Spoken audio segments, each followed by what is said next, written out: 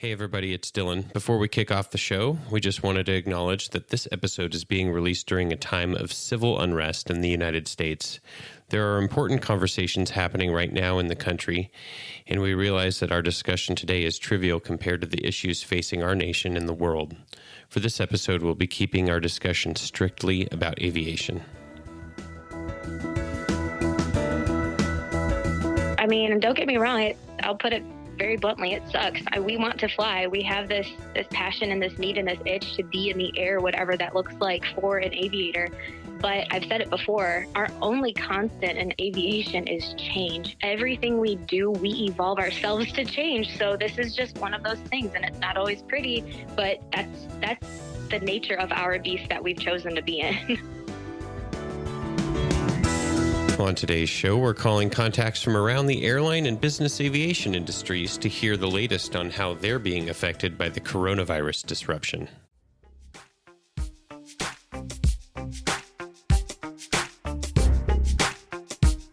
You're on 121.5, the emergency frequency.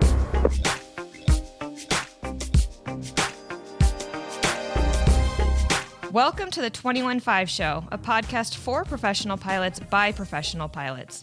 Join Dylan and Max, both with experience in flight instruction, the airlines, and business aviation, as they talk to a variety of industry experts, share stories, and have a little fun along the way.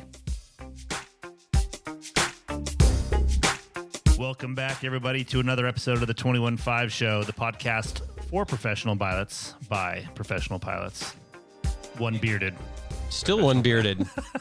I had to shave mine. I actually have done some flying recently, so A little keeping landing current. I like that. Yeah, it's been good. So actually, we were on vacation all last week and kind of put this episode together at the last minute.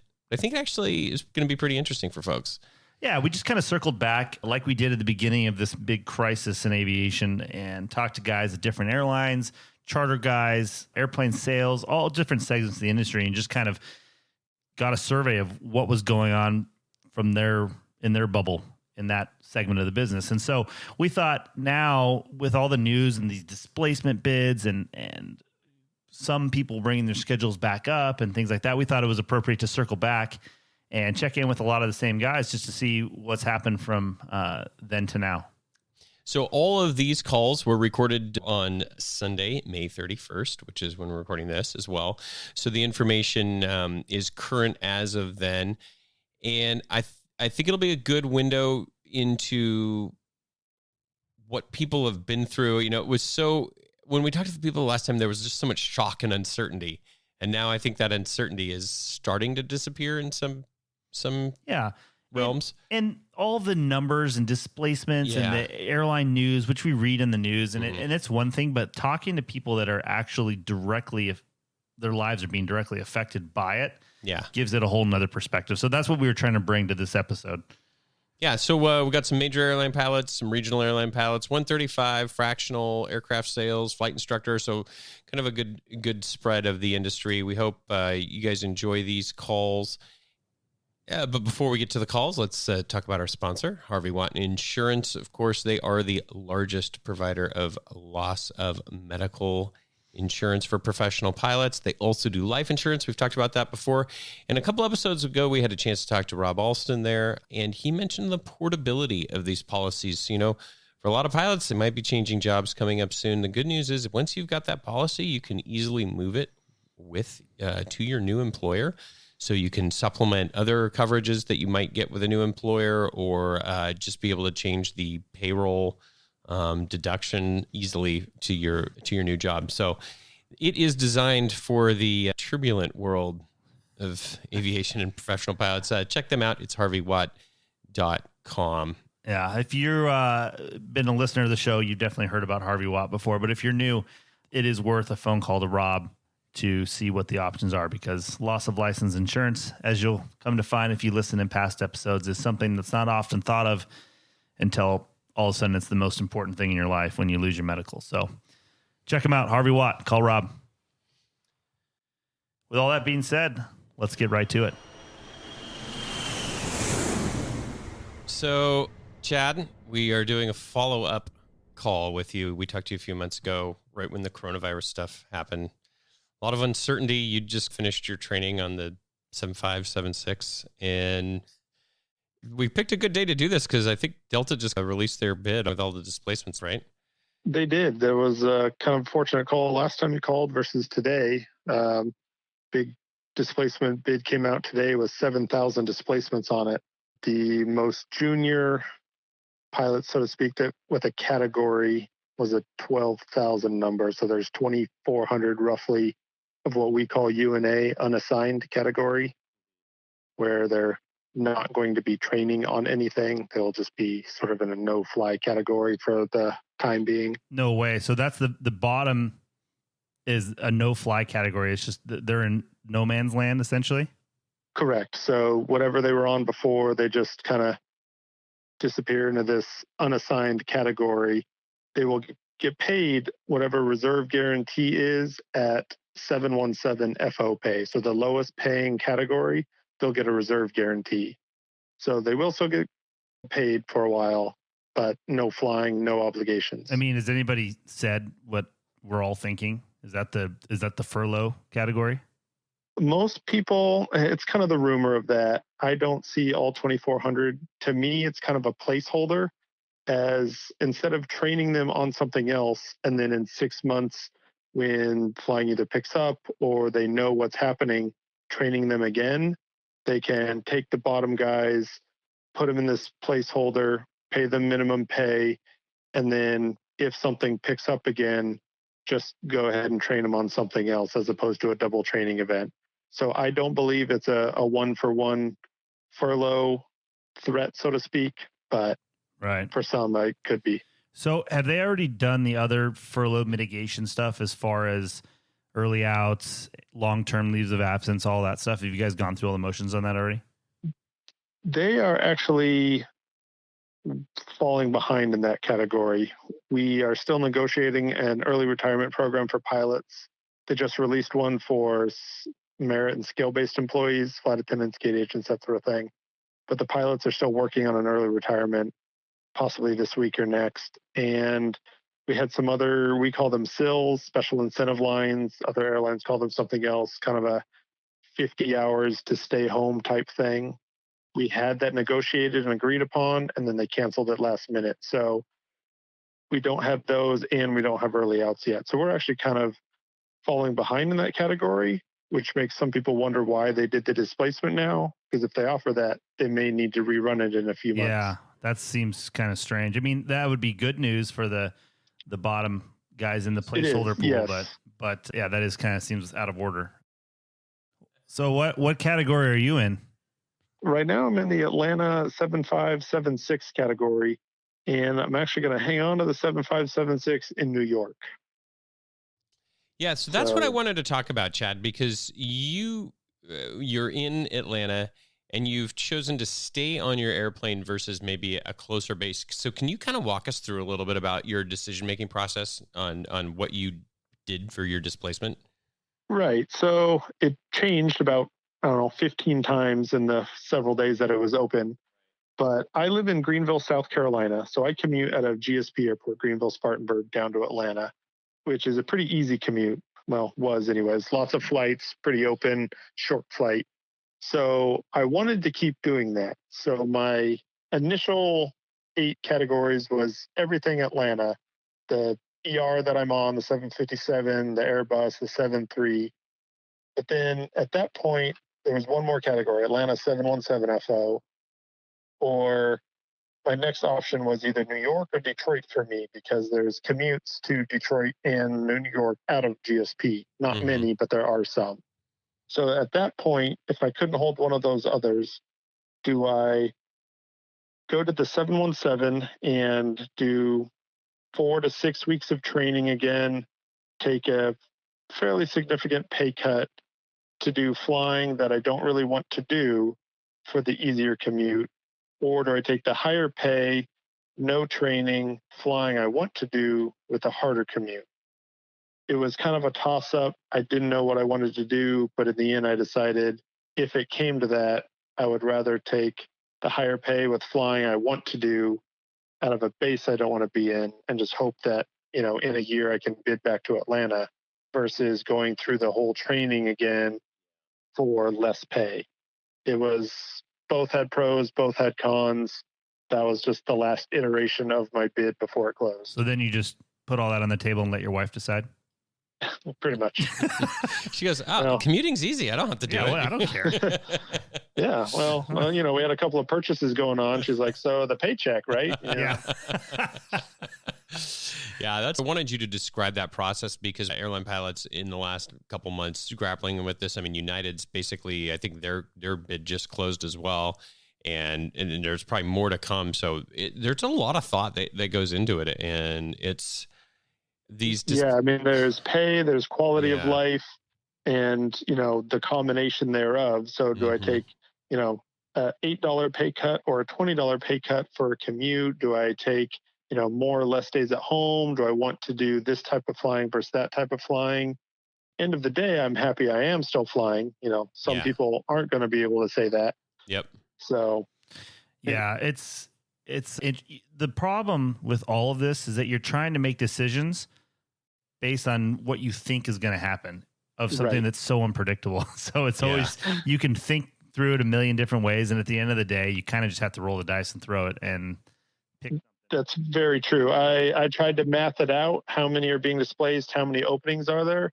But there's 11,684 guys in front of me doing the same thing. And I don't know what each of them is going to do. So it was just kind of see what sticks. Yeah, there you go. Throw some mud, see what sticks, and go with it. I'm not sure if you guys talked about it earlier in your podcast, but what's your story, Max?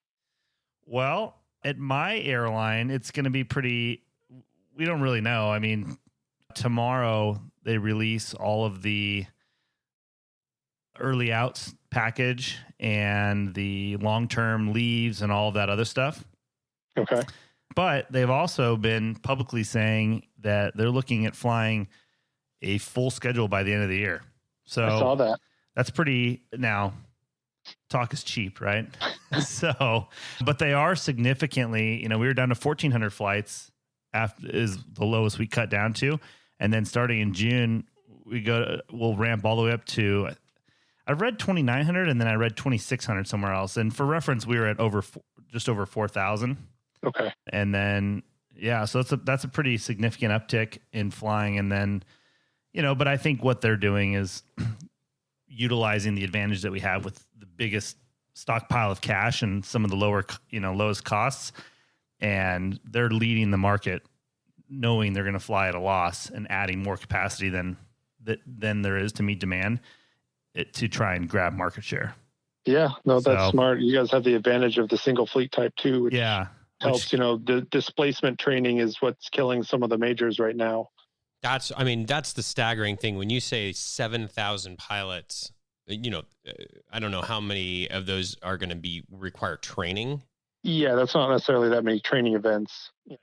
Well, Chad's a perfect example because he went same fleet type. Exactly. But even if you cut that in half, I don't know what the number will be, but even if you're looking at 4,000 training events, this is going to take so long to accomplish. It'll take them 3 years to accomplish all this training, which the landscape in 3 years will require a different set of pilots. So I just don't see, this was only a 1 year training window also. So I'm not sure how they're going to accomplish it without running a additional one later in the year. Well, the thing about my airline too is as the MAX is anticipated to come back in the fourth quarter, that generates a training event for every pilot at the airline because it's not 100%, but it's essentially 99.9% that part of the MAX return is going to require a simulator training event. Okay, a single day. Mm-hmm. So what they've done now is they're taking junior guys, like really junior guys, 1 year dudes, and they're running them through training now early. And they're trying to run people through training early, which, given the grace, you would have to hope that they wouldn't do that if they're planning on furloughing people, because that just wouldn't make any sense. But what we're thinking, they haven't really said, but that they're trying to open up training later in the year so that way they can run everybody through.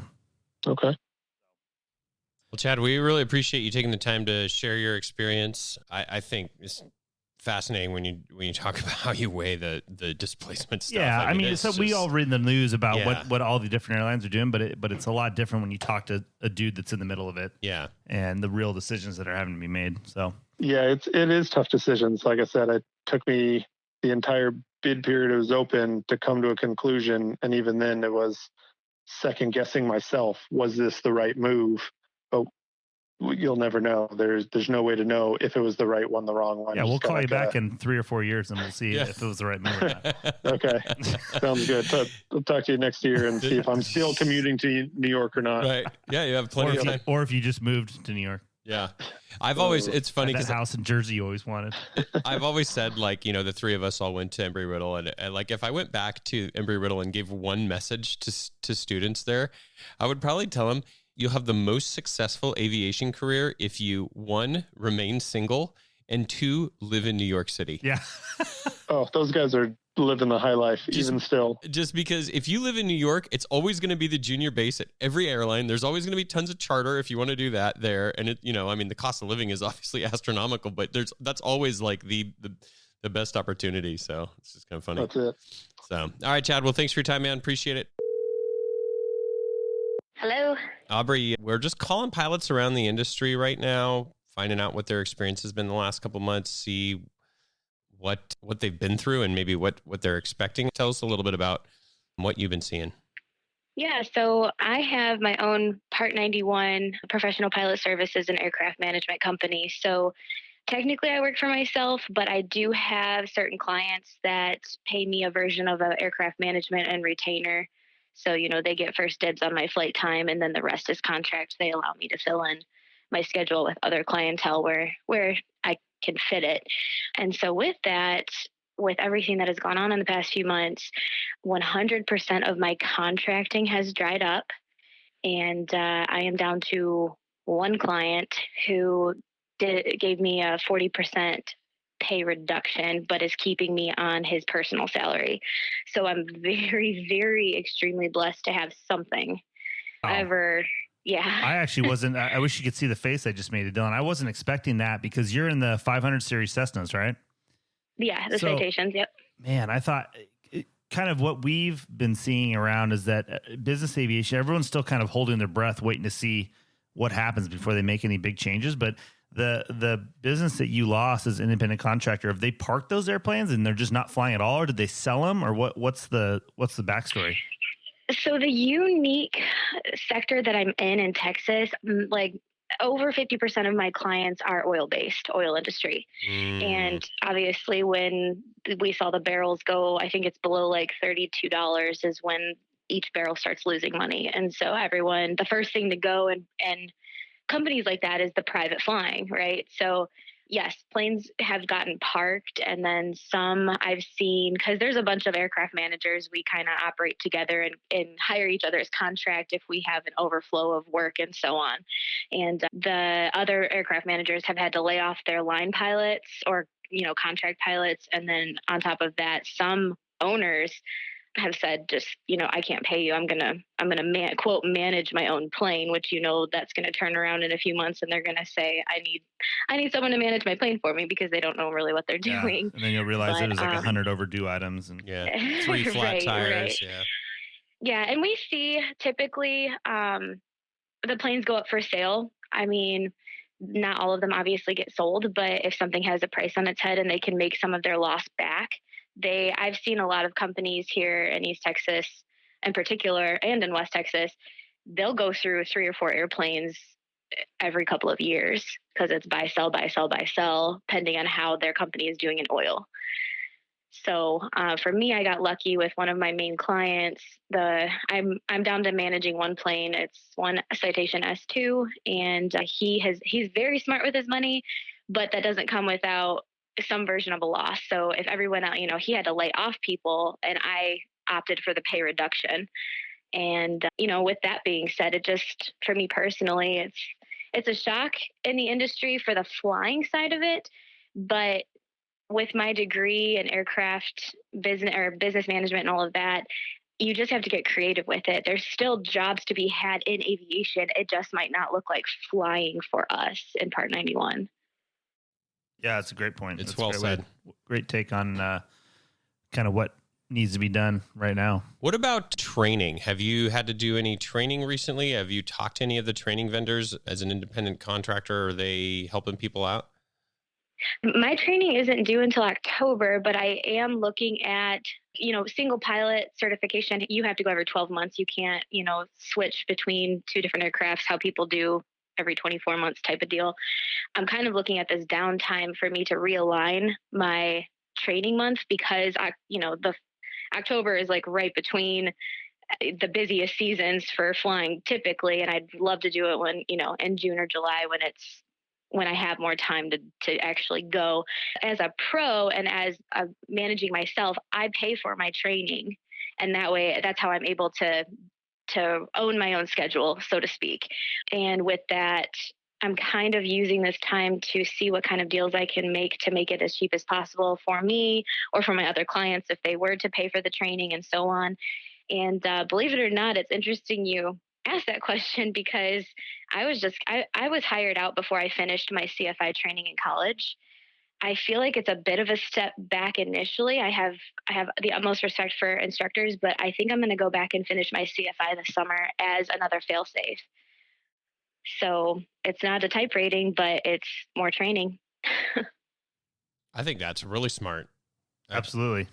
And then the key is to keep doing the renewal so it doesn't lapse like a couple of morons on the other end of the phone who let their CFIs lap. Well, I've never been interested in it. I was hired out to do survey. I've taken such a complete different path in aviation as for my career as it's unfolded in the past 15 years. And now I'm like, wow, it's coming full circle. I have to go back to step one. And I've never done anything in the typical order in flying. So why start now? Right. Yeah, right. Well, and it'll give you some really good perspective flowing back that way onto a CFI that have kind of the experience that you have now would be really, really cool for your students. So plus I think it's also an asset because you do the single pilot stuff. When you're flying with owner pilots, and if you have that CFI background, it might help you, in instructing them and flying their own. Or like insurance mentor airplane. pilot stuff and all that. Well, my biggest thing is the older, I'm only 33, but the older I get, the more I realize the detriments of flying single pilot in those jets. I want to be able to have like a not a get out of jail card, but like if something happens to me, I want to be able to train the owners on board to get them out of a situation, heaven forbid, and it's just kind of a right seat safety thing that I kind of want to implement into my own Part 91 flying situation. Well, I remember the story that you told about the check airman lady that gave you the really tough check ride and all that, and it came full circle, and you went back and thanked her because it really came in handy that one day, and hopefully you can do the same for other people. Yeah, no, hands down on that. And it really just comes down to, for Part 91 pilots is specifically, I guess, who I'm speaking to, but even instructors from schools, I know that just like everything is really at a halt, but there's always a demand in the industry. You just might not be seeing it right in front of your face. Like you might have to kind of dig for it. And so another thing in the back of my mind is so long since I've lived in Texas and operating out of this small airport in East Texas for 9 years, there's a demand, up and down demand for people wanting to train. And there's a university here, and you cannot rent a plane, you cannot hire an instructor, and you cannot train unless you are a full-time university student in their aviation program. So I kind of see this as like a 5-year plan that, hey, you know what, if it goes in that direction and I can open up some version of a flight school here, then I have that sort of, business mentality to move in that direction if necessary. It's just what's going on in your town where you operate, where you want to stay and fly. Aircraft sales right now, obviously they need somebody to sell them, so why not get into that and start educating yourself on sales and acquisitions? There's just so much that you got to kind of pick up the rocks in aviation to see what there is in your specific area, and then you can continue to employ yourself if you have to in times like these. Well, we've talked about it before that you have a passion to be in business aviation, and this is the type of person that excels in business aviation, because sometimes you have to pivot and expand your experience, and it makes you a more valuable employee and contractor. So I salute you for keeping a positive attitude when I know a lot of people, if they lost all their clients, they would just be totally bummed out and wanting to give up. So I think you got a great attitude. And Well, thank you. And I mean, don't get me wrong. I'll put it very bluntly. It sucks. We want to fly. We have this passion and this need and this itch to be in the air, whatever that looks like for an aviator. But I've said it before, our only constant in aviation is change. Everything we do, we evolve ourselves to change. So this is just part of one of those things. And it's not always pretty, but that's the nature of our beast that we've chosen to be in. Yeah, I guess we're going to have to give Aubrey credit when we put that on a t-shirt for our merch store, right? yeah, I guess so. The only constant in aviation is change. I know. So, Yeah. Aubrey, last time we talked to you, you had the Collecting Co-Pilots website. Are you still cranking out content there? Oh man, yes, it's grown. It's been pretty awesome. I've kind of, with this downtime, I've focused more on the lifestyle, standpoint Right. of it, as opposed to the aviation and the travel. But a lot of opportunities to guest speak. You guys were my first podcast that you invited me to be on your show. And since then, I've been on 3 other podcasts, and I've guest spoke for the Women's Fast Summit and that at the beginning of May. And I'll be teaching an a children's aerospace summer camp here for the Longview World of Wonder kids. So it's just kind of interesting and random. Like, I never thought I'd be some version of a guest speaker, but if that's where I'm needed, then that's what I will, again, tailor myself to do. That's awesome. It's inspiring. It's inspiring. If you didn't get a chance to hear Aubrey's interview when she told her great story of handling a single pilot emergency, we'll have a link in the show notes for that. It was one of my favorites. So Aubrey, thank you so much for taking the time to fill us in on what's going on in your journey. We'll check in again with you in a few months, and hopefully things will be picking up for you. Who knows what direction you'll be in? But, no idea. Man plans and God laughs. I have no idea where I'm going to be in a few months, but I know it'll be some version of aviation. But Right on. thanks for having me again, and I can't wait to hear the next episode of your show. What are they calling today in Delta World with this bid? What's the bid called? People have called it the mother of all displacements, but there's certainly a lot of new Facebook groups being created because of the news today.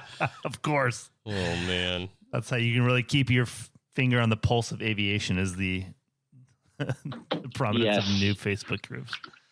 Oh, yeah. Another one, wait, we already have, another one about about Hyper Cubs. Oh, we got another one for backcountry flying. Oh, we got another one for backcountry camping.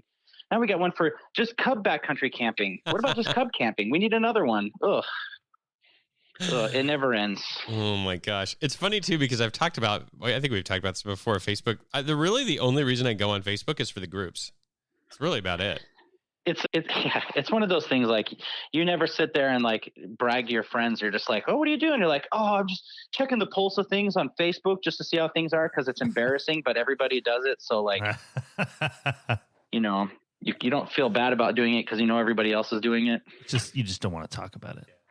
Yeah, exactly. Like riding a moped, I guess. You don't oh man, I just took the moped out for a sweet ride around the neighborhood. Got it up to So 26. Was killing it.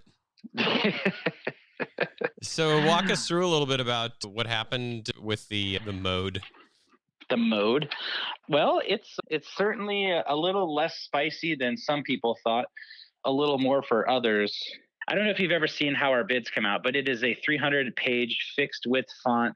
You try to search for it on your for your name in the computer, and your computer just starts to melt and turns to goo, and you have no idea where things are. So you literally just wait for your friends that are scanning through this to count exactly where they sit in the seniority list to call and text you and say, "Hey, congratulations on blah blah blah." So You've won a It is a- free trip to the Delta Training Center. Yeah, exactly. There's some interesting things in it because, most of the junior seats are, 3 Airbus 220 FO positions in New York and Salt Lake, and then all the MD-88s that are getting retired. And so most of the Salt Lake 220 FOs on the list now are getting displaced to this UNA category. And so then they're all getting replaced with people like me who are awarded that. So there's this huge, like, how do we take 100 pilots just in one base on one airplane, kick them off the airplane, but train those people to fill that? And I think that's why this is one of those 365-day bids, so they can have that flexibility to do that throughout the year. Even if this bid comes to fruition, like, I don't know if you've talked to any of our friends in Alaska, but their boss said it, even in their letter after the displacement bid came out, that more than likely none of this is going to happen. Oh, really? Yeah.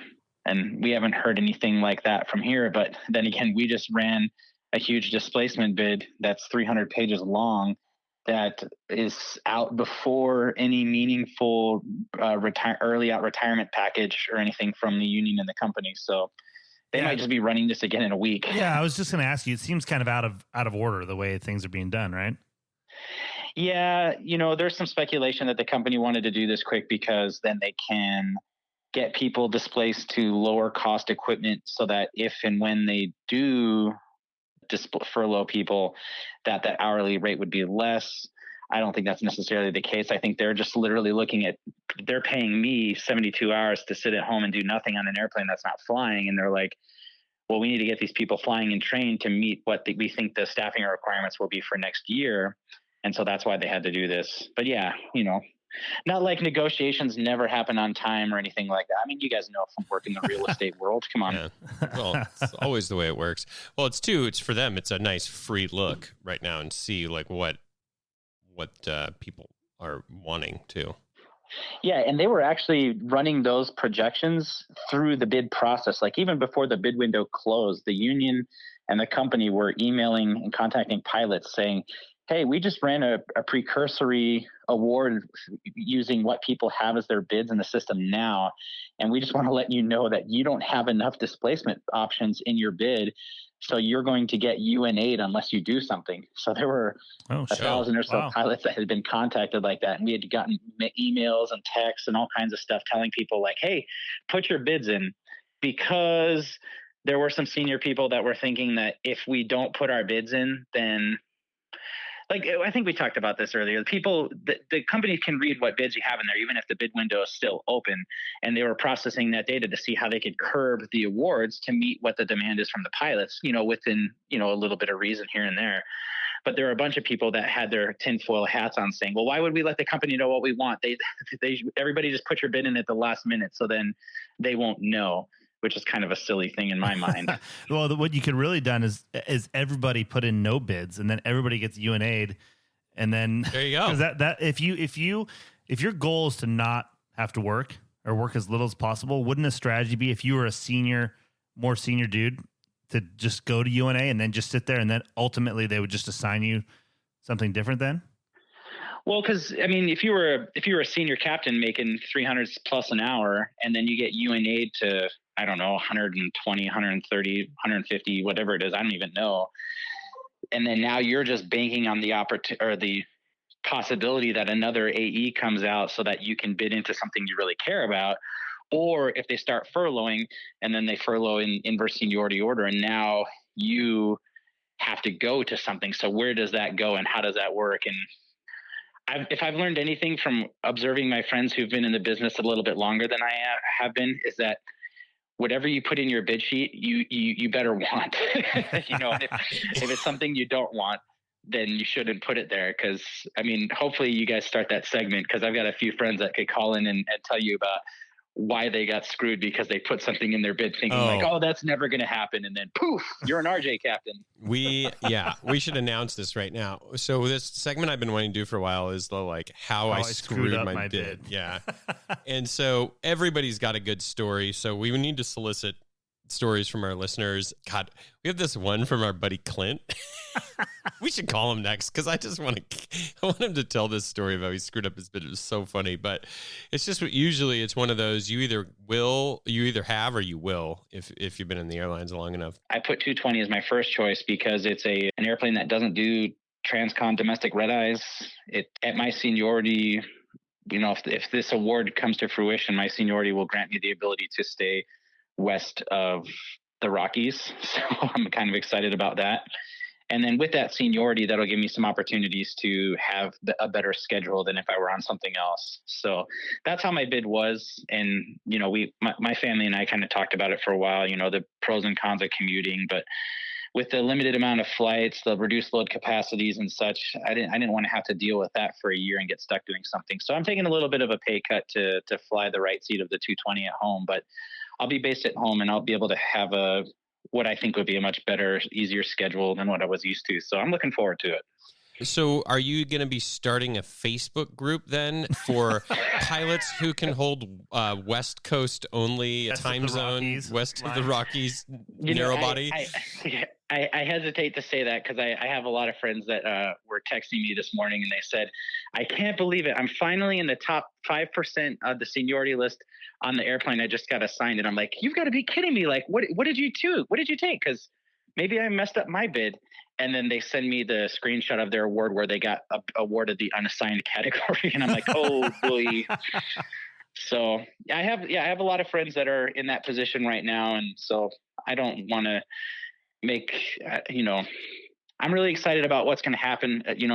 I went through training on this airplane already beforehand when I was supposed to fly it as a captain. So hopefully that'll be a little bit easier to go through it again the second time. But yeah, I'm just happy that I have a job. I'll be based at home and looks like the flying will be a lot of fun.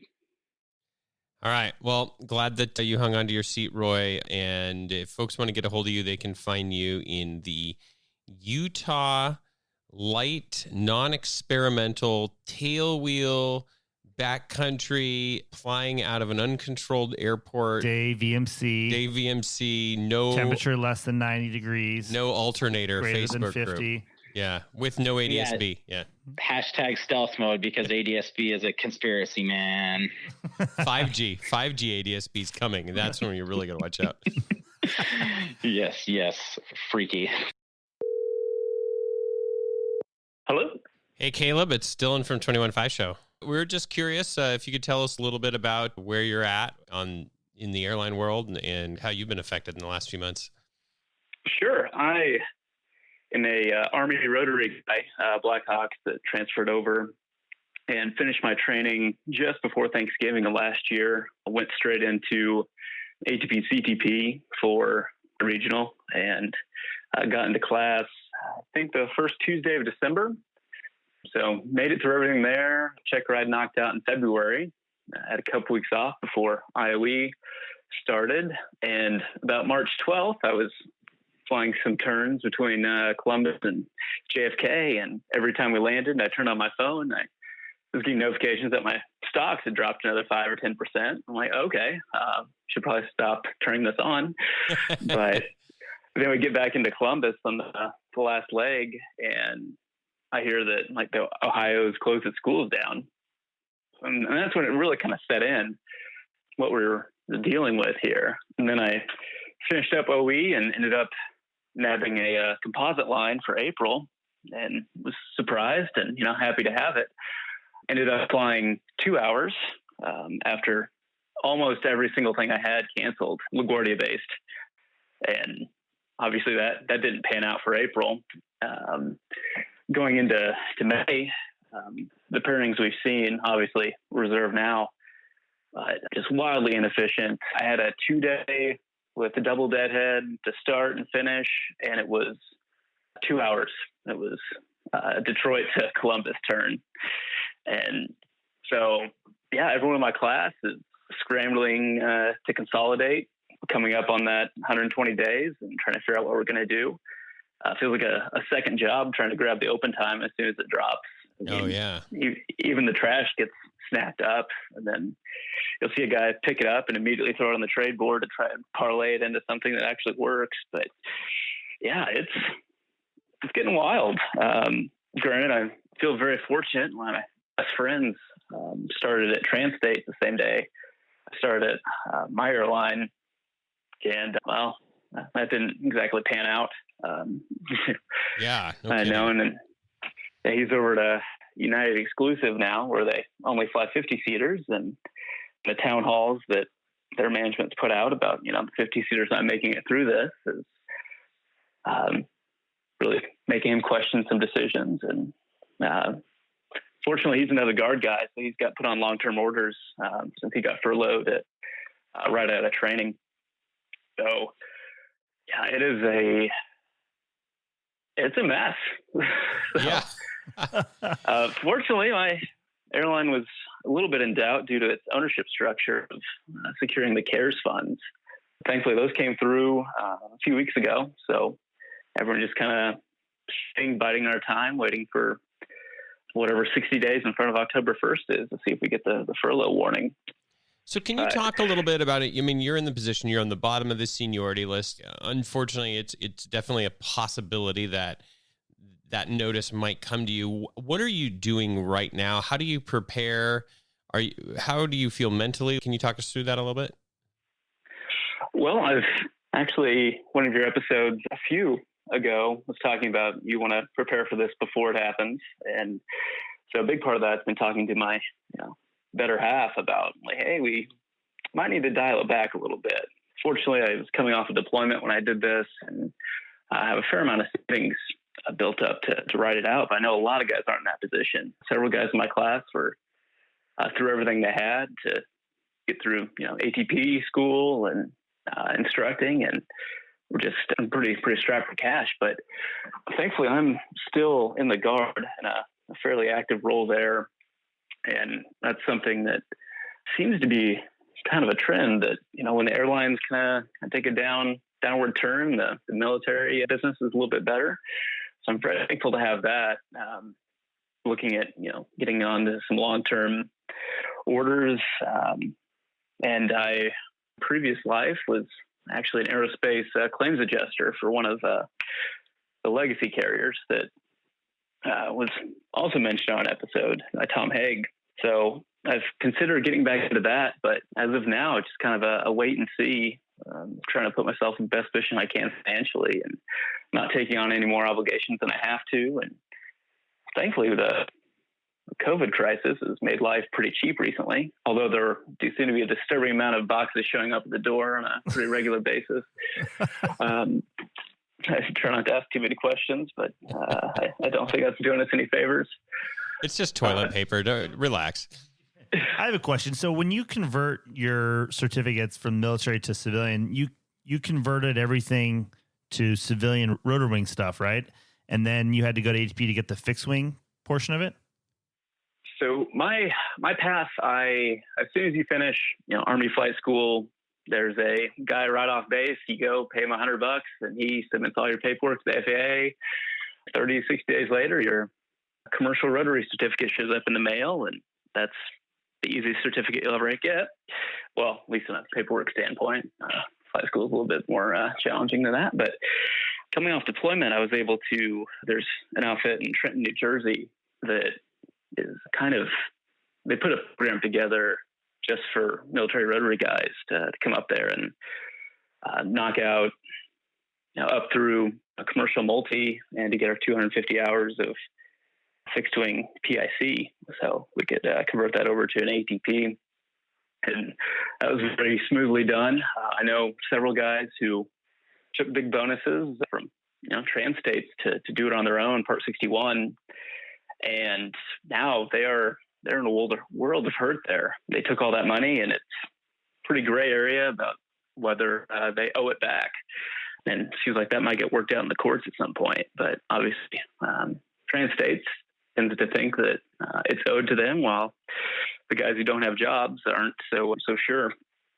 But yeah, there are a number of programs out there. I think Envoy was the first one to start it, and it kind of picked up from there. So yeah, that's interesting. So are you considering maybe finding a rotary job? I don't have anywhere near the hours for that. I'm just about 550 rotary. Oh, okay. And once again, circling back to insurance, you're hireable for pretty much anything outside of the CFI until probably 15 to 2,500 hours. And there are plenty of guys out there who have it, so it's not especially now. So. What's it like when you're talking to other pilots that you fly the line with? I mean, obviously not flying that much, but is the attitude, are people able to keep a positive attitude when they're at work, or what has been your experience? I would say surprisingly so. I've picked up a few 2 days this month, and of course, it's the topic of conversation. And granted, most of the guys who are sitting left seat, or at worst, are just facing, a trip to about 3 feet to the right, which, significant pay cut. But, I think they're planning for it. And honestly, I guess the guys who are picking up the open time trips that I'm picking up are the ones who, enjoy the job still, or I don't know, maybe are in crippling debt and want to pick up as much as they can. But honestly, it's been a pretty pleasant experience as far as that goes. But yeah, you would expect the stereotypical griping and negativity, but I just haven't seen it yet. That's good. Well, that's good, man. It's important for everyone to keep a positive attitude, because all this stuff, you have no control over it, and you just kind of have to keep your head up and put one foot in front of the other and see how where the chips fall. So we appreciate you checking in with us, man, and we'll, I think, circle back with you in a month or two and see where you end up. Yeah, that'd be great. So, Max, we've got our buddy Ryan on the phone. He's a 135 charter pilot. And Ryan, we're just doing the industry whip around, calling a bunch of different people in different spots, and wanted to talk about the experiences you've had in the last couple of months. As far as your 135 stuff, are you setting new records for flight time? We experience levels nothing like we have had. So we had one charter that was booked for June 1st that came about within this time period, and it was supposed to just be a drop off in Kona, Hawaii. Because at the point, like, I think they said they were originally supposed to go to Hawaii late May and then pushed it back to June. And then when Hawaii decided they were pushing it back till July, so that one charter that we had got canceled. We've had nothing else. So it's just been dead. And it's no, I was gonna say, I mean, dead for us. I know that some, like, the people who own the aircraft that we fly also have a Learjet, and I know they've actually done several charters. So maybe some of the smaller jets are getting a little bit of business, but as far as the large cabin corporate jets, I don't think there's really a whole lot going on. Yeah, everybody's on a budget now. Well, that's what I have experience flying the large cabin airplanes on charter. I guess you do too, Max. It just seems like there's a lot more leisure trips and getting a whole group of people together to travel. And it does make sense. It seems like the lighter jets are going to be busier in the short term, where you have the more important trips that you have to make. Especially since we're looking at more domestic travel initially coming back than the long haul stuff. So, and you know what I think it is too, and this is kind of not really my genius insight, but from the director of sales and marketing at the company that I work for, I think some of the newer people that are coming into the business aviation market, which is, I think, what they were kind of expecting to see. I don't know if you guys already discussed this or not, but there's this kind of theory floating around that a lot more people that have the means are going to start to migrate towards business jets and away from the airlines, because it's going to be, it was kind of a miserable experience traveling on commercial airlines before, but they've kind of taken it to the next level now. So a lot of those people who flew business class or first class are going to start to migrate to the business jets. And those people specifically are probably going to be looking at smaller and lighter jets just because of the nature of their travel. So I know that there was a customer at my company who chartered a jet for the very first time ever.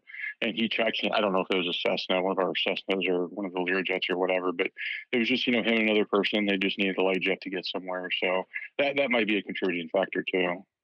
I don't know about you, Ryan, but my phone, I've gotten several calls from people that have never considered chartering, and they just kind of know I'm in the industry. And so they call me like, we need to go to Denver or something, and like, how much will it cost? And so it's been interesting, just all these people you would not expect to get phone calls from that are now considering this. Now, once you kind of break the cost down in general terms, they're like, most of them away, okay, I'm out. And then they find out, that it's, well in excess of what maybe a first class ticket overseas might cost, and they just aren't prepared to spend that kind of money. So. My favorite is when you inform them that they also have to pay for the return trip. Yeah.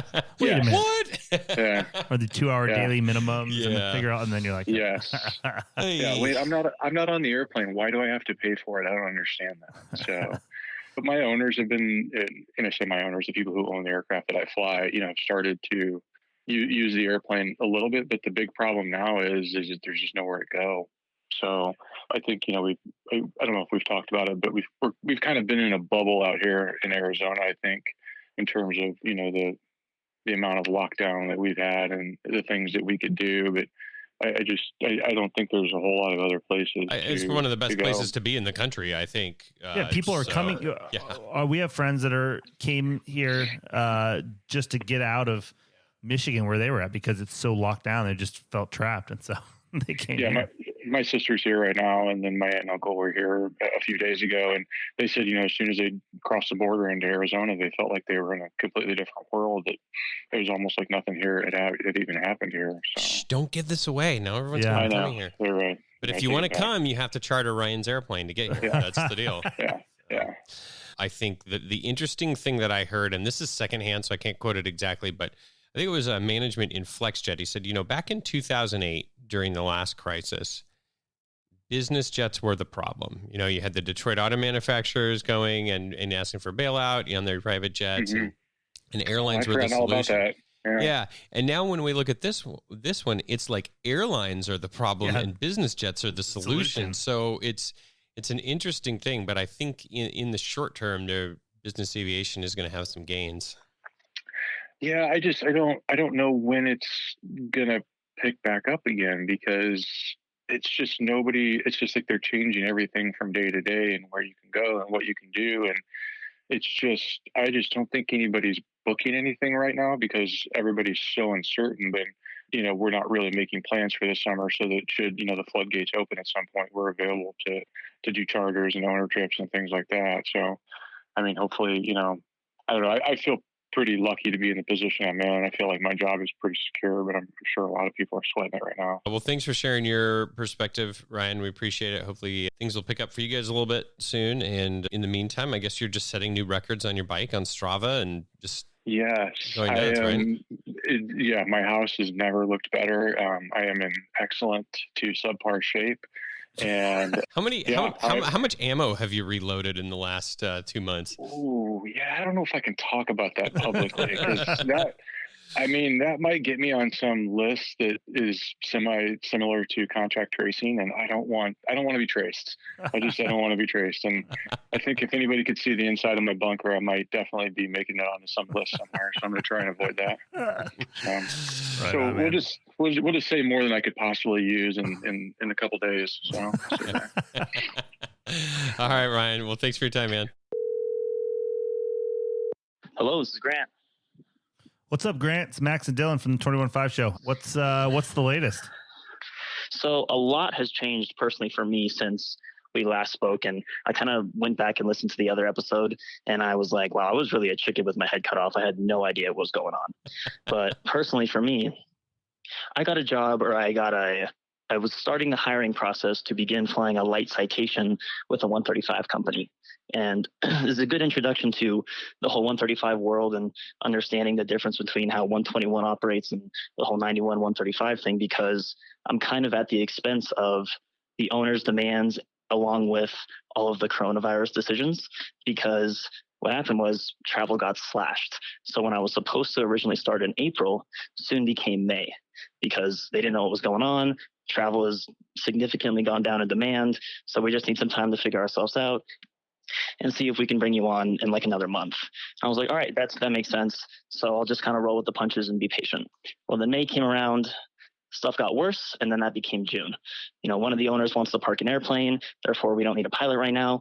But, they were very nice about it, and they said, we still want to hire you. You seem like a great candidate, but just things are just so uncertain right now. So we need to, play everything by ear.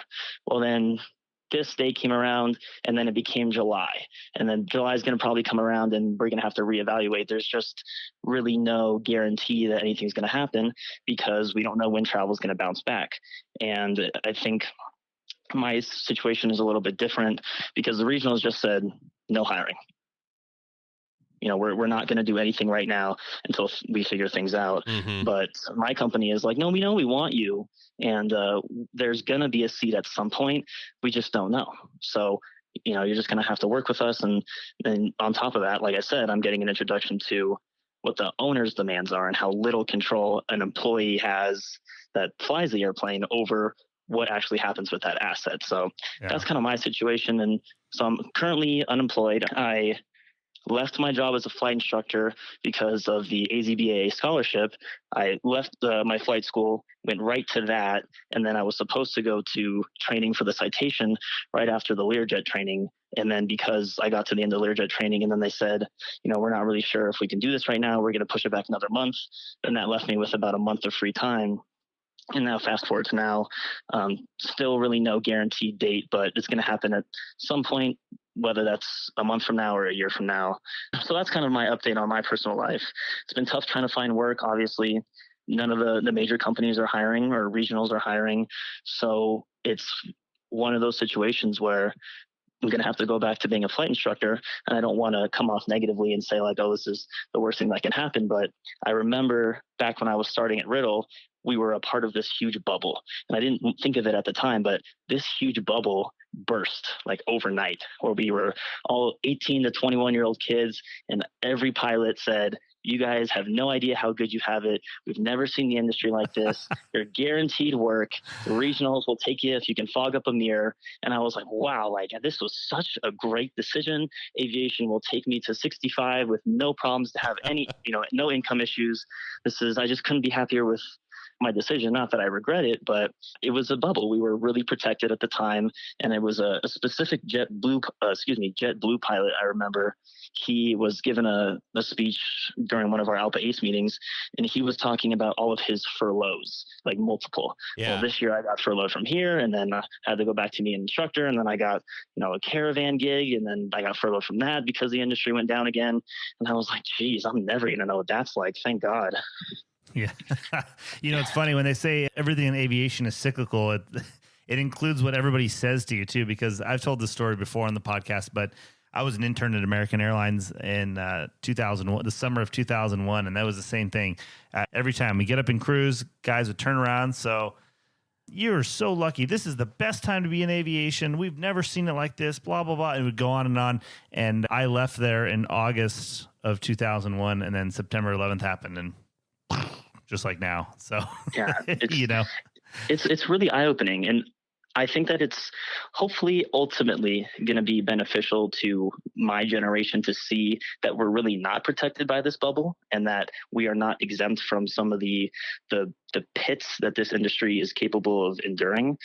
But I don't think that anybody that I am around personally has had any desire to jump ship. Like, I can't even do this for a career. But I think it did open all of our eyes to how important it is to have a different stream of revenue other than just your skill of being a pilot. Yeah, it's just, you just can't forget times like this. Everyone is so quick to forget the bad times when things are good. But like we've said before, the music invariably stops in this business sooner or later. It stops. And when it stops, it stops quick. Exactly. So they hire till they fire, all that stuff. Exactly. I mean, we had United Airlines buying a flight school 3 months ago. Yeah, whatever that exactly. was, and yeah, because they were so worried about the stream of pilots because of the pilot shortage, and now it's crazy how quick it turns on its tail. And speaking of flight schools, so when we had talked to you, you were still flight instructing. What did you see in the flight instructing industry? Did students go away? Was there no instructing going on, or did people keep training? What happened? So, in my opinion, after watching what happened the past couple months, there is no better time than to pump out your ratings than now. And a lot of the students that we had, a couple of them, and that's what my initial introduction to it was, I had a couple students whose parents were like, we'd rather you just not go out in public because we're not sure what's going on. Now, a vast majority of students and families actually didn't feel that way. And because there was no in-person school and a lot of people couldn't go to work, I mean, a lot of these restaurants, the servers or any sort of minimum wage job that some of these students were working wasn't there anymore. So they had all the time in the world to train. Now students are pumping out 2 activities a day and just flying nonstop. And that is good because instructors had a lot of work. So I talked to a couple of my instructor friends not more than 2 or 3 days ago, and they're all working with 5 or 7 students, and that's a pretty decent workload considering the circumstances. And one of the things I really liked that my flight school did was they took advantage of some program called the PPP program. So thankfully, all my instructor friends were able to get basically their average paycheck for like 4 pay periods, which helped them a lot. So being an instructor seems like a really, really good job right now. And what's good about it is, since the regionals aren't doing any classes, it's not like we're going to get stuck behind because all these other people are getting ahead of us on the seniority list. Yeah, it's interesting. Now, I haven't kept my finger on the pulse of regional hiring, but I know the pay rates, a lot of times they had upped the pay rates, but then there were all these bonuses that they would also give for the first year or two to people that got hired. My guess is those are all going away, and that the first year pay is going to be going backwards a fair amount at the regionals. Have you seen anything about that? Unfortunately, I have not. I can't speak to pay scale. Everybody I know that was on their way to a regional, I know one of our assistant chief flight instructor, which is kind of like the equivalent of a training manager. He left for a regional, was in a class, finished ATP, CTP, and I believe had made it through ground school all the way to actually training in the sims to get his CRJ type, and they cut the class. And he hasn't been back. So he's back at the flight school doing his old job. All my other flight instructor friends that did go to school within the last, probably this 2020 calendar year, they got axed from their class dates and their hiring or their training programs. And I haven't heard any of them make an announcement that they got an email and things are picking back up, or they have a firm date when they're going to get invited back. The only thing I've seen was on Facebook that JSX was offering to take applications. I don't know if they've actually opened up hiring, but it was the first time something in that bracket or a bigger company was at least advertising that they would accept applications. And that's just on from my point of view. I think I saw that too. Yeah. Now, what about you? Are you thinking of looking for another CFI job while you wait? So my goal right now is, in the short term, to go back to being a CFI. I actually moved back to Los Angeles. I'm just right now wrapping up the last of my things in Prescott.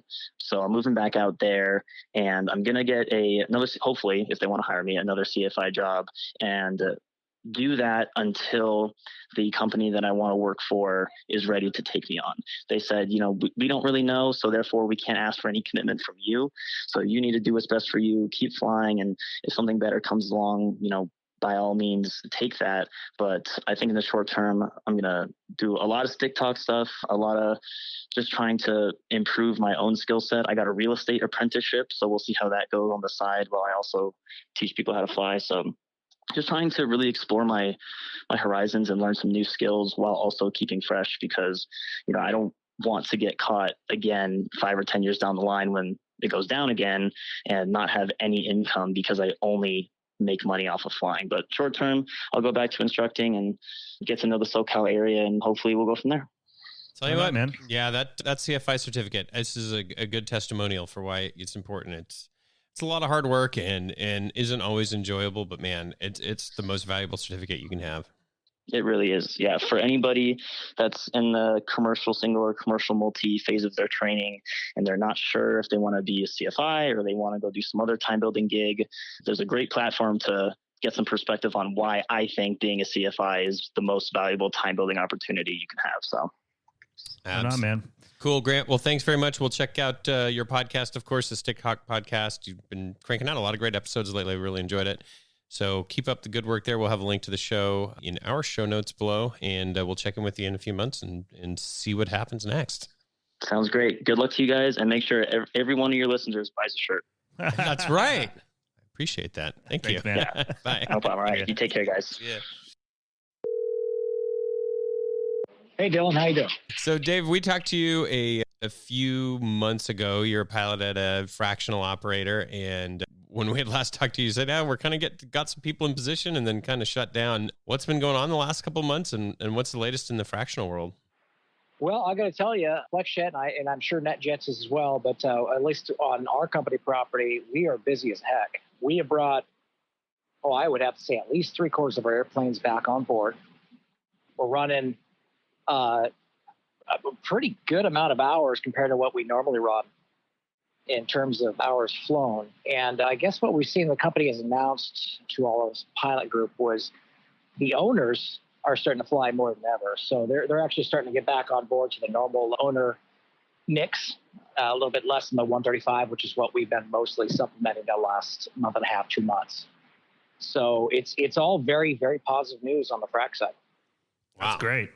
I'm not getting a lot of that lately, so it's nice to finally someone with some good news. Great. How much time do you have to talk? Yeah, right. So, I mean, I've heard anecdotally the fractionals have been setting records in sales for the last few months as far as new owners, and so which obviously makes sense. But that is encouraging. And from what you've seen, do you get the sense that it's business, or is it people? Oh, I need to get to my summer house type thing, or do you have any sense on that? Well, what I've seen mostly is personal flights. That's what I've primarily been seeing. I haven't seen a lot of business flights. I'll definitely get a better gauge this week when I'm out for this tour.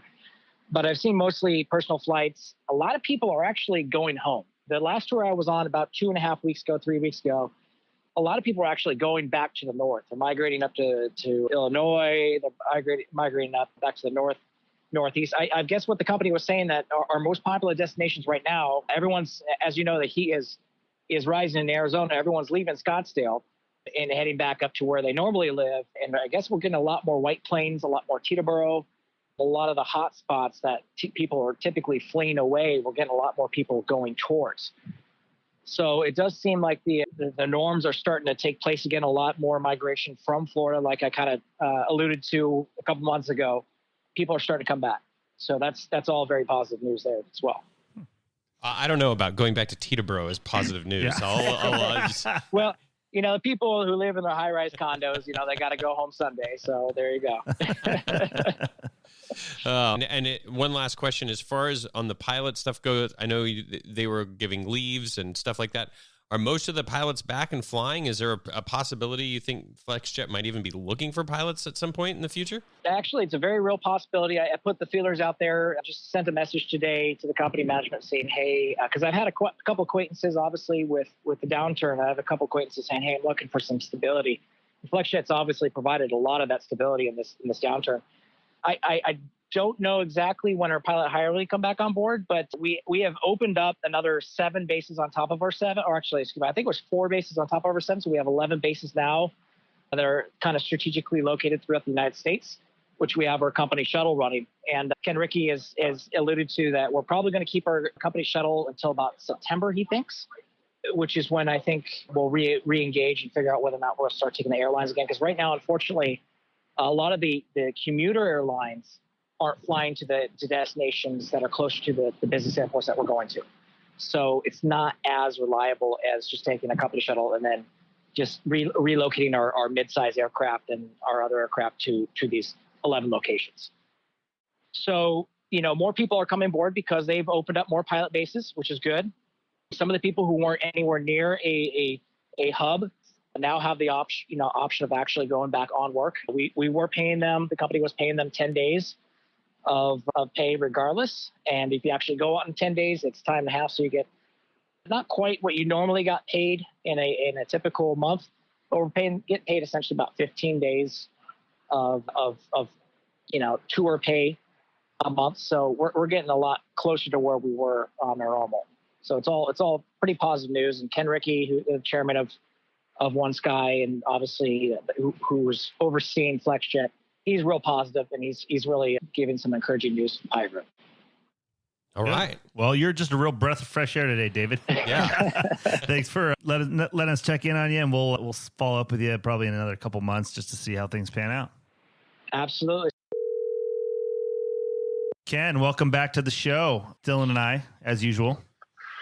Dylan and Max, how are you guys? We're doing great.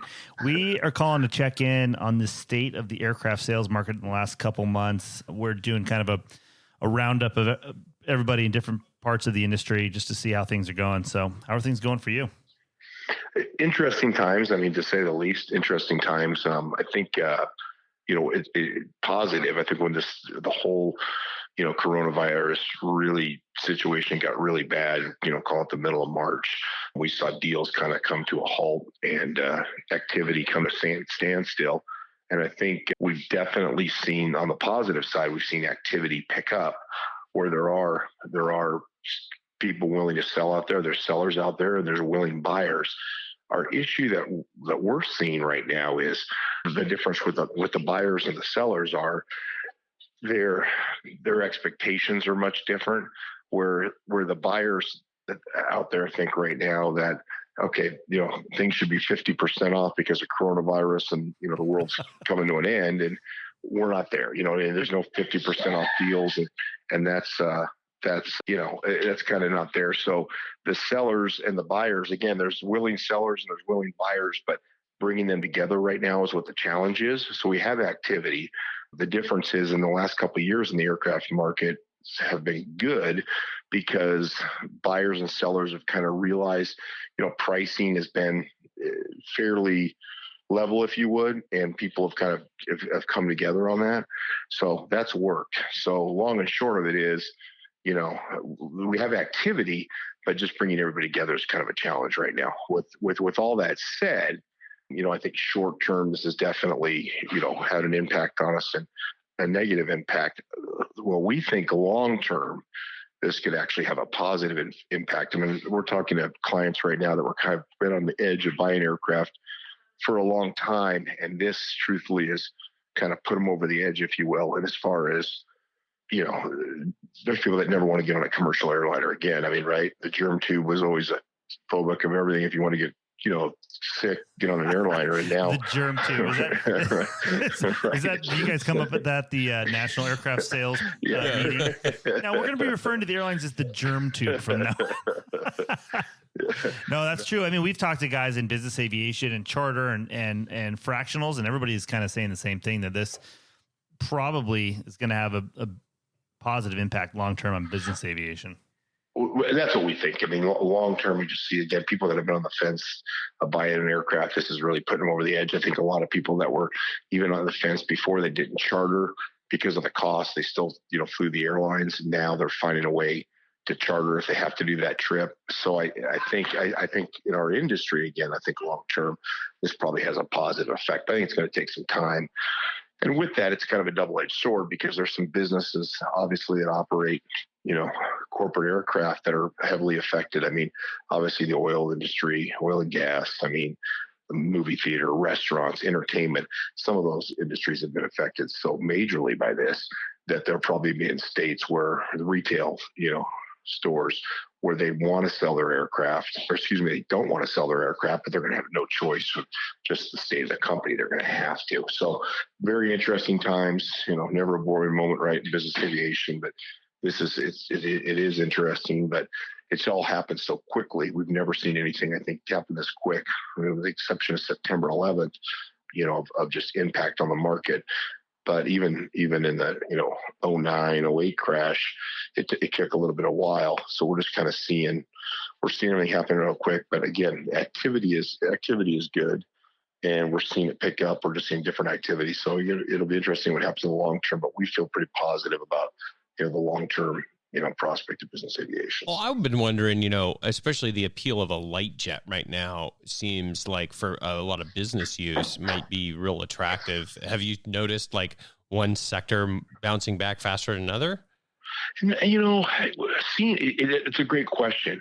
I'll tell you this, for example, I have a Hawker 800 XP listed, and in call it, the end of last year were the hottest of the markets, November, December, we got very little activity on a nice ProLine 21 2-owner 800 XP that, no excuse airplane. We got very little traffic. Quite frankly, in the sense of this virus, we've got more activity on that 800 XP. And I think we'll put it in our contract right now in these times. So I think, maybe some aircraft at more attractive prices. You're right. Not necessarily a Hawker 800 XP is not a light jet. You don't consider it mid, but I think price points are starting to play difference. And I think what you'll see, even in some of these companies that they won't get rid of airplanes altogether, they'll downsize. So maybe they go from a large cabin, a Gulfstream or a Global or something, and then they're going to a Challenger 300, or they're going to another mid-size aircraft. So I think you're going to see that ones that have to, but definitely I think price point the attractiveness is gonna obviously when times get a little more challenging, makes it more justifiable. But with all that said, I think one thing that helps our industry too is before, obviously, publicly traded companies had to be so careful on, optics and flying corporate jets around, and you're a bad guy and this and that, blah, blah, blah. And this isn't, guys, this is becoming a tool. It's a necessity now, because you're going to see, I think, lower level management people that will be flying around in airplanes that are just not going to want to get on the airlines, are going to refuse to get on the airlines. So I think some of these flight departments, big flight departments, small, all over, are going to even have to expand their sizes, because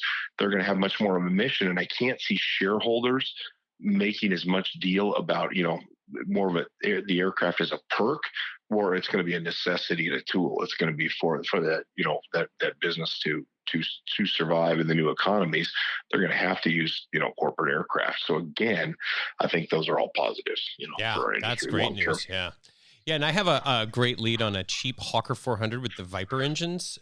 Very attractive price point. I'd love to sell somebody on that.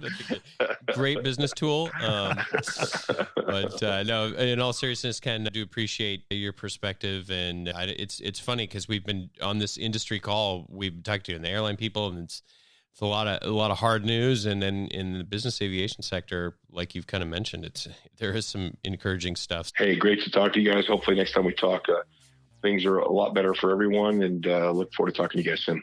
All right. Thanks, Kenny. See you, Ken. All right. Take care. See you guys.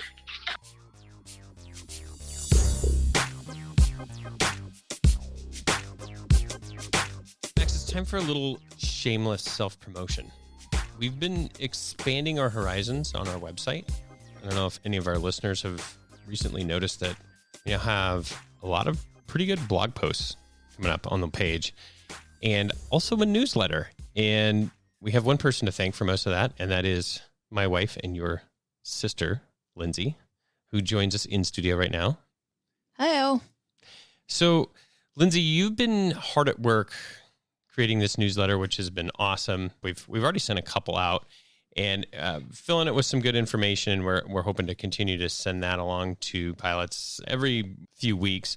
They can sign up on the website, right? Right, yeah. There should be a pop-up when you go to the website, or a little blue box that says newsletter that you can click on to put in your email address. So in our latest newsletter, which was volume 2, you wrote a really good article. And could you talk a little bit about your background and what you do? Yeah, I was going to say, what qualifies you to be writing these articles? Sure. Well, first, since Max is curious about my qualifications, I am a pharmacist, so I went to school for many years studying drugs and health and whatnot. So, are you appropriately licensed in the state of Arizona? I sure am. Okay, good. It's current. And so then recently I've taken more of a functional medicine approach, and I'm pivoting a little bit in my career. Functional medicine is kind of looking at the root cause, the big picture, not just throwing a pill at every ill, is kind of the saying behind it. So another t-shirt. So that's kind of where I'm coming from when I speak up on the podcast or write an article, especially right now in the age of coronavirus. And what I think is most helpful for pilots and people in the industry is what you can do to stay healthy. There's so much out of our control right now, but there are some steps you can take to keep a healthy immune system and hopefully steer clear of the virus, but, maintain your health overall. Yeah, which kind of goes along with the theme that we've had on a lot of things, whether it's impending furlough or this big disaster in aviation. You can only control certain things. So focus on the things that you can do, not on all the stuff you don't have any control over, right? Yeah, which is the same transfers to health and a lot of other things and finances and everything else. So you wrote a really good article on the blog about the immune system and how you can boost it. We've got a lot of pilots, maybe they're getting back to work and maybe going to be out in the public a little bit more exposed. Can you just at a high level touch about a couple ways that we can easily keep our immune system strong? Yeah, well, the main things are it's mostly lifestyle factors, which easier said than done, but getting good quality, consistent sleep, managing your stress, which obviously is so hard right now. But you can just take a couple tangible steps that might really help. So, for stress, try to get out, spend a few minutes outside every day, go for a walk maintain your connections with your family and friends, even if from a distance. Just a couple small things. And isn't there research that suggests that like exercise and even like intense exercise can be really helpful with stress and even depression, right? Oh, absolutely. Without geeking out on it totally, some people get to the point where they're craving the intense exercise every day because it gets to a kind of addictive point. It's the only way to kind of get a boost of certain hormones that you're lacking because of your overall stress. So then at that point, you need to turn around and manage things a little differently. But yes, overall exercise is hugely helpful for maintaining health, getting outside. And in addition to that, there's a lot of other things you can do in terms of diet. Stay away from processed foods, try to eat whole natural foods. Even a little bit of sunlight is good. Everyone's kind of shielding themselves with sunblock and staying out of it as much as possible, but you need to get that vitamin D. So many people are deficient in vitamin D, and it's a huge player in your immune system and staying healthy, fighting off especially viral diseases. So a couple of things to keep in mind. We listened to an interesting podcast, Joe Rogan podcast the other day when we were in the car with Dr. Rhonda Patrick. Yeah. Really interesting. They talked a lot about vitamin D and its importance and how many of us are deficient, especially now during the quarantine and people have been inside a lot more. Is that something you could just start popping right away? Just a bunch of vitamin D or like, how does that work?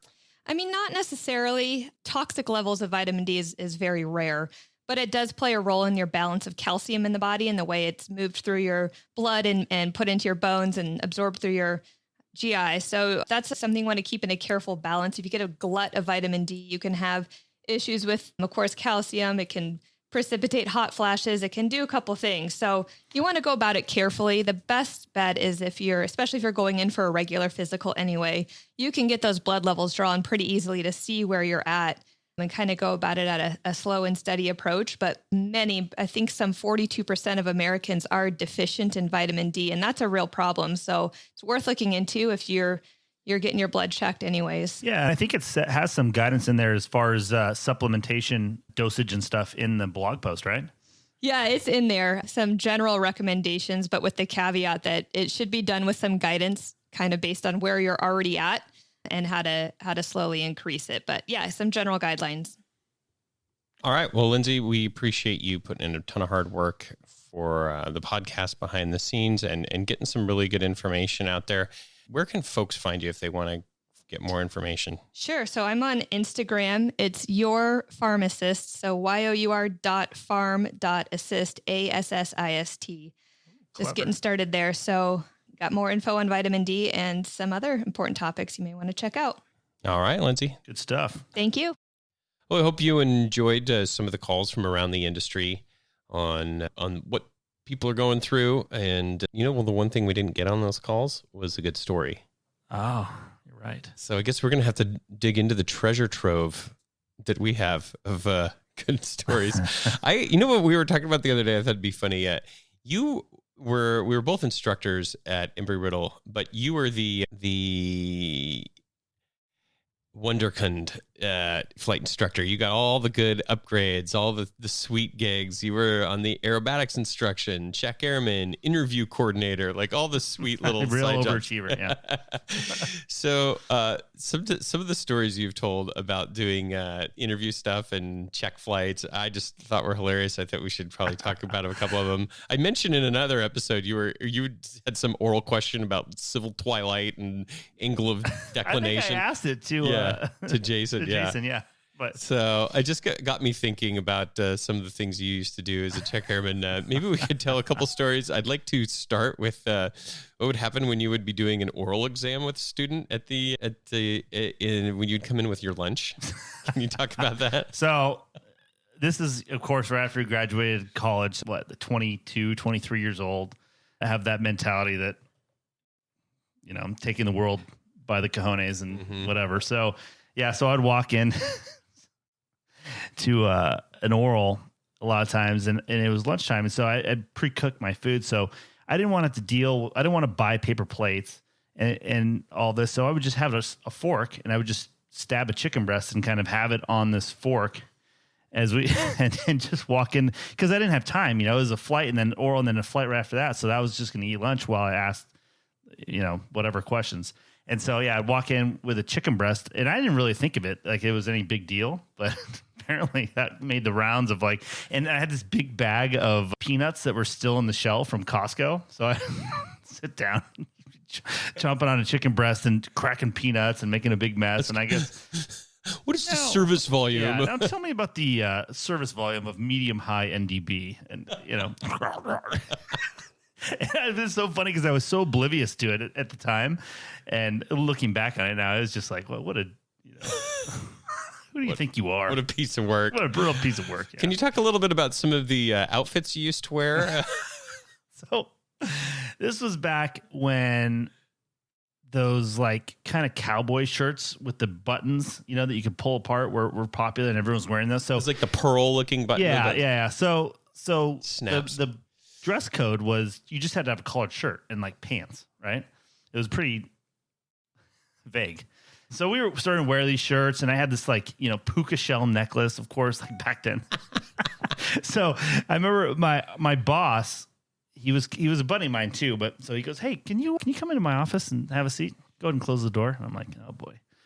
And he goes, "So what do you think about what you're wearing as your uniform?" I said, "I don't know. I the way I read it, it's in compliance with the policy. I don't see a problem." He goes, "You kind of look like a porn star right now." He's like, "Could you button up a couple of buttons, maybe take off that necklace?" And, and again, I was completely oblivious of what I was like, yeah. All right. Well, I remember it was a big thing. All your buddies and stuff they'd all be wearing those same type of shirts, and then you'd rip the buttons off when you see the guy walking by in the hall. And That's so right. That was the best. Should bring those back. Yeah. So we've got many more good. We'll have to pull some more good Czech airman shirts. I can think of a couple more that we'll have to share in a later episode. But that's just the tip of the iceberg, really. So, anyways, we know our listeners have good stories to share with us, and we'd love to hear them. If you want to hit us up on the socials, it's at 215 Podcast, or you can send us an email, info@21fivepodcast.com. Let us know. We'd love to hear your funny or interesting aviation story. We still got that whole episode full of stories we got to air, too. Yeah. Coming up. So much content lately. And if anybody was a recipient of a check ride that I gave back in the day, that would feel be free to incredible. call in. That might be really interesting. That might be another time when I was completely oblivious to what was going on. Yeah, I don't think anything's really changed. So that is going to do it for this week's episode. Be sure to check out the website 215podcast.com. A lot of handy blog episodes in there. We've really started to pick up our blog game, writing a lot of good articles about nutrition and finance and all sorts of relevant information. And then Dylan, we were on a houseboat trip up at Lake Powell all last week. And so we're coming into the marina, and I had Dylan driving the houseboat, and we were going to dock it for the fuel dock, and it was the first time, so I'm kind of coaching him, and all of a sudden I hear Dylan talking to his phone, and Dylan started Instagram Live from the top of the houseboat. So I think the only people that caught that were a couple of our buddies, and we had it muted. I'm like, yeah, we were totally technologically inept, but we're gonna up that game though. Yeah, we'll see if there might be a good Instagram Live if we're doing something we think is interesting. Absolutely. So be sure and follow along on Instagram at 215podcast. I'll tell you, the docking of the houseboat at the fuel dock would have been real interesting to do live. Would have loved to put you under that kind of pressure. Oh, yeah. I think we got a video of it, so maybe we'll post some of that. Yeah. I don't know. No damage. That's the good news. It's actually masterfully executed by yourself. Appreciate that. All right. Well, I think that'll do it for now. Thanks to all of our callers. Appreciate their perspective. And, of course, thanks to our friends at Harvey Watt. Visit harveywatt.com for more information about all the insurance products provided to professional pilots. Until next time, remember, flexibility is the key to air power and yoga.